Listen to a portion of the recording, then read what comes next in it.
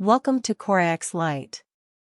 This is an introductory video to help you set up CORA X Lite after it is first installed on your computer.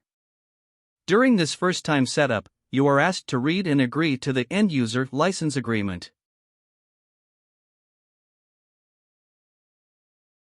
After you have read and agreed to the end-user license agreement, go ahead and close this About dialog window by clicking on the OK button.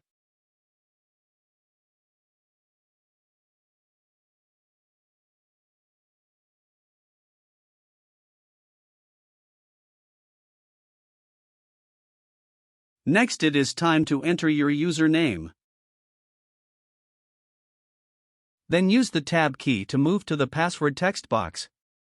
CORA X will identify that you haven't set up your password yet, so you will be prompted to enter and confirm your password.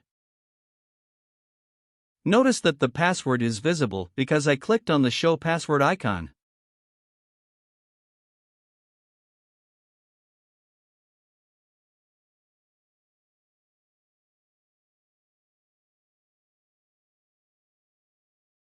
Since this is the first time this user has created a password, I will be prompted for permission to register this copy of CORA X Lite with CORAX.com.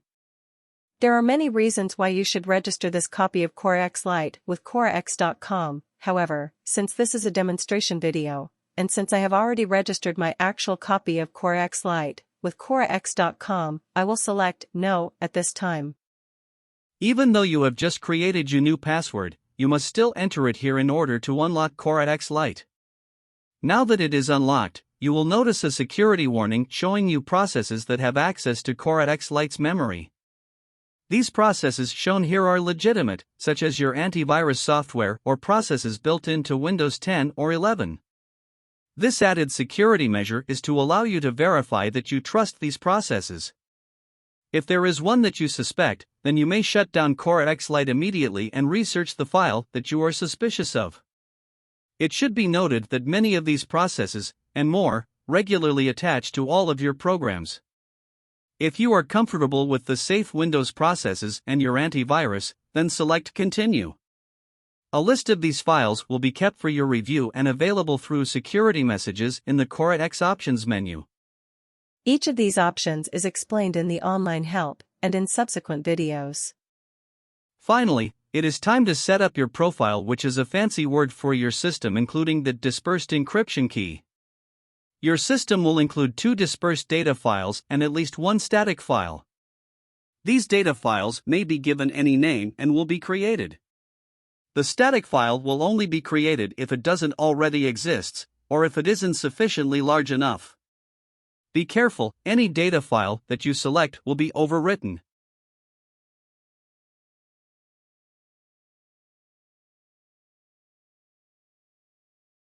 A silent load is an option for one or both data files. If you choose silent load, then you will not have to enter the name and location of this data file. This is a convenience feature and not a security feature. Although this silent load information is protected, for optimal security you would be best advised to avoid using it. Even if you use silent load, you may enter the data file manually when installing your system. Next, let us choose a static file which should be at least 7 kilobytes in length. If you choose a video or image file, then they are most likely much larger than this already. Larger is better.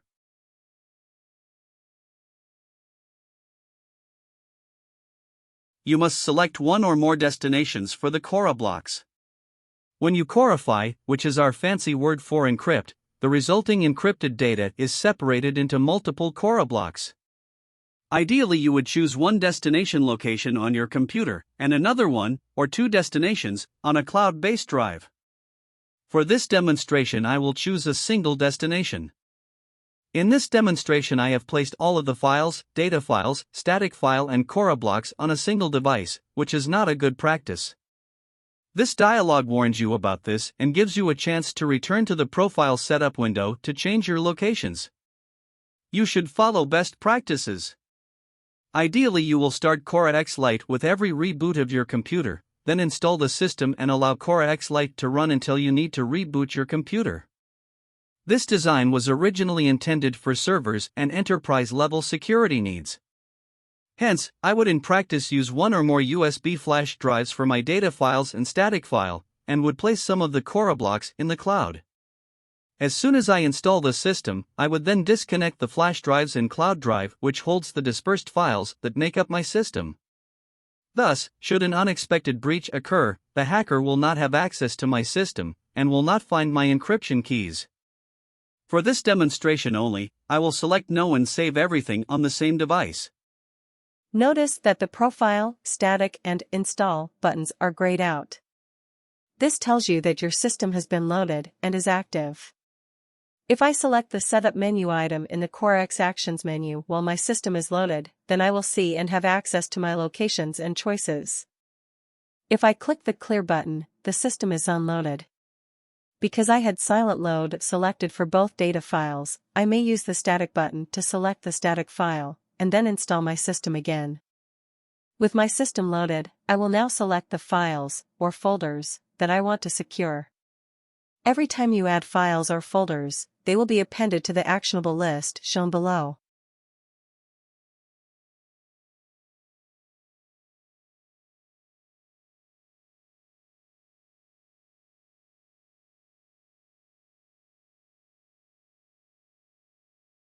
Notice that if you clear your system, the actionable items are removed.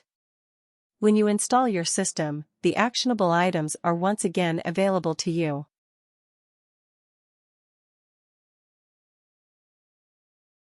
Similarly, if you lock CORA X Lite, the actionable items are hidden until you unlock CORA X Lite using your password.